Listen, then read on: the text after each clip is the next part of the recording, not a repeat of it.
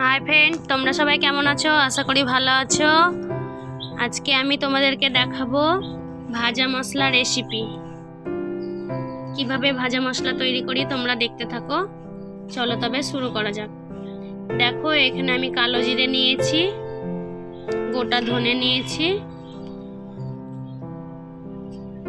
গোটা জিরে, কালো গোলমরিচ। আমরা একটু বেশি করে মশলা তৈরি করব, ভাজা মশলা, তাই একটু বেশি নিয়েছি। তোমরা যেমন খাবে তেমন তৈরি করবে। দেখো, আমি এগুলো নিয়ে নিয়েছি উপকরণগুলো। এরপর উনুন জ্বালিয়ে কড়াই বসিয়ে দিয়েছি। কড়াই গরম হয়ে এসছে। প্রথমে আমি ধনে ভেজে নেব।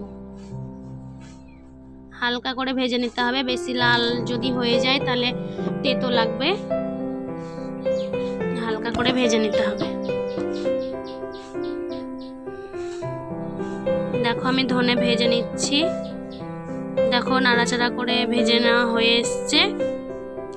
এরপর নামিয়ে নেব। এরকম ভাবেই আমি সবগুলো উপকরণ ভেজে নেব। এই ভাজা মশলা তোমরা যে কোনো ভাজা কিংবা কোনো কিছু ঘন্ট তরকারি দিয়ে ভাজা মশলা অল্প একটু উপর থেকে দিয়ে নাড়াচাড়া করে নামিয়ে নেবে, খুব ভালো লাগবে খেতে। এরপর আমি গোটা জিরে ভেজে নিচ্ছি। দেখো, ভাজা হয়ে এসছে, নামিয়ে নেব। এরপর গোলমরিচ ভেজে নেব।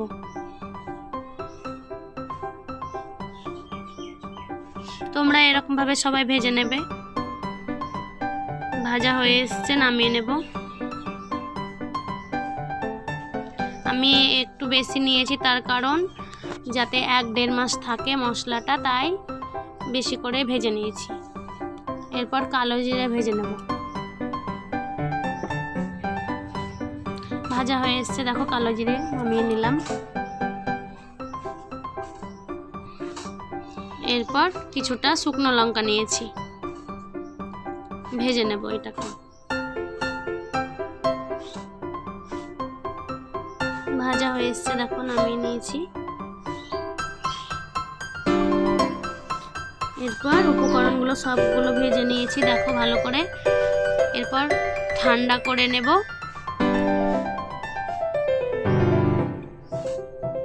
তারপর মিক্সিতে গুঁড়ো করে নেব। দেখো, গুঁড়ো করে নিয়েছি, তোমরাও এরকম ভাবে গুঁড়ো করে নেবে। এরকম ভাবে আমি সবগুলো গুঁড়ো করে নেব। ভালো লাগলে অবশ্যই আমার চ্যানেলটিকে সাবস্ক্রাইব করবে, লাইক শেয়ার কমেন্ট করবে, আমার পাশে থাকবে। দেখো আমি কিভাবে ভাজা মশলা তৈরি করেছি। তোমরা সবাই ভালো থেকো।